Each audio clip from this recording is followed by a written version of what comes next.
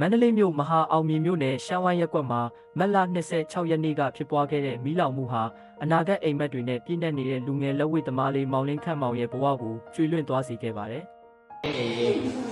နိုင်ငံခြားမှာချမ်းသာအောင်လုပ်မယ်ပြီးတော့မိဘကိုရေတောင်းလေးနဲ့ထားမယ်ပြီးတော့ချေရတဲ့လူသမီးလေးနဲ့သားသမတဲ့ဘွားလေးကိုအတူတူဖန်တီးမယ်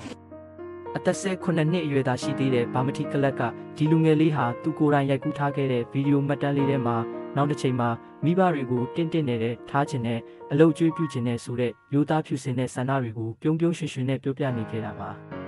ဒါပေမဲ့ကံကြမ္မာရဲ့ရက်စက်မှုကြောင့်မွေးနေ့အလှလုပ်ဖို့ပြင်ဆင်ထားတဲ့စေတနာတွေနဲ့အတူမိသားစုအပေါ်ထားရှိတဲ့တည်တတ်မှုတွေဟာမိခိုးမွေးတွေကြားမှာပျောက်ကွယ်သွားခဲ့ရပါပြီနေအိမ်မီးလောင်ချိန်မှာကြောက်လန့်တကြားအပေါ်ထက်ကိုပြေးတက်မိရာကနေပိတ်မိသွားခဲ့တာဖြစ်ပြီးမိခင်ဖြစ်သူကတော့တားကိုမကယ်နိုင်ပဲအပြင်ကနေရင်ခွဲမတက်ထိုင်ကြည့်နေခဲ့ရတဲ့မြင်ကွင်းဟာမြင်တွေ့ရသူတိုင်းကိုဖြေမစဲနိုင်အောင်ဖြစ်စေခဲ့ပါတယ်